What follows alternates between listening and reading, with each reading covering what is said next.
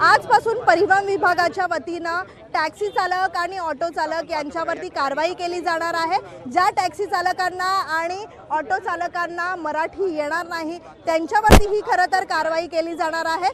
सुरुवातीला आपण पाहतोय की दादरच्या रेल्वे स्टेशन बाहेरच मोठ्या संख्येने टॅक्सी चालक असतात आणि तिथेच आरटीओच्या आपण पाहतोय की काही अधिकाऱ्यांनी थेट या ठिकाणी नोटीसी हातामध्ये आणलेल्या आहेत। काय नेमकी कारवाई करणार आहेत आपण त्यांच्याशी बातचीत करूया।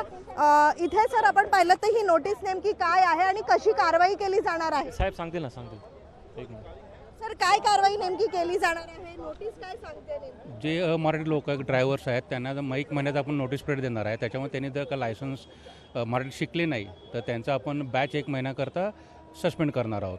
तिथून त्यांना परत 3 महिन्याचा वेळ देणार आहोत। त्याच्यामध्ये जर त्यांनी परत शिकले नाही तर त्यांचं बॅच पण आपण हे सस्पेंड रिवोक करून टाकणार आहोत। नोटीसीमध्ये काय काय नेमके नियम देण्यात आलेले आहेत? काय त्याच्यामधनं नोटीसीच्या माध्यमातून चालकांना बजावण्यात येणार आहे? आणि आपण चालकांना ही प्रश्नांची लिस्ट आहे 16 प्रश्नांची। त्या 16च्या प्रश्न आपण त्यांना ही प्रश्न विचारणार आहोत मराठीमध्ये। व्यावहारिक मराठी ज्ञान त्यांना येते का नाही आपण बघणार आहोत आणि त्याच्यावरती आपण त्यांना नोटीस बजावायचं आहे की नाही ते डिसाईड करणार आहोत। आपण पाहतोय की सुरुवातीला 3 महिने पुन्हा एकदा दिले जाणार आहेत। 3 महिन्याच्या आत मराठी शिकण्यासाठी अनिवार्य असणार आहे आणि जर 3 महिन्याच्या नंतर सुद्धा मराठी आली नाही तर थेट त्यांचं लायसन्स जे आहे ते कायमस्वरूपी रद्द केलं जाणार आहे। त्यामुळे कशा पद्धतीत आजची कारवाईची प्रक्रिया असणार आहे?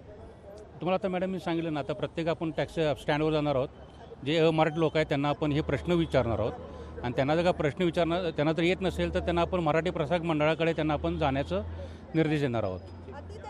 इथे काही प्रश्न आहेत।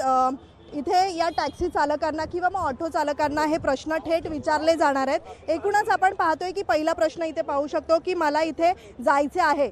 जे हिंदीमध्ये बोलतील त्यांच्यावरती थेट ही कारवाई केली जाणार आहे। सुरुवातीला 3 महिन्याच्या कालावधीमध्ये मराठी शिकणं अनिवार्य असेल, मात्र या 3 महिन्यामध्ये जर हे चालक शिकले नाही तर मात्र त्यांच्यावरती निश्चितच पुन्हा एकदा कायमस्वरूपी त्यांचं लायसन्स जे आहे ते रद्द केलं जाणार आहे। आणि त्यासाठीच आपण पाहतोय की परिवहन विभागाच्या वतीनं काही अधिकारी आता दादर स्टेशन या ठिकाणी पोहोचलेले आहेत। त्यामुळे थेट आता ही कारवाई होताना आपल्याला पाहायला मिळत आहे। व्हिडिओ जर्नलिस्ट निकेश मोरेचा मीनाक्षी म्हात्रे, लोकशाही मराठी, मुंबई।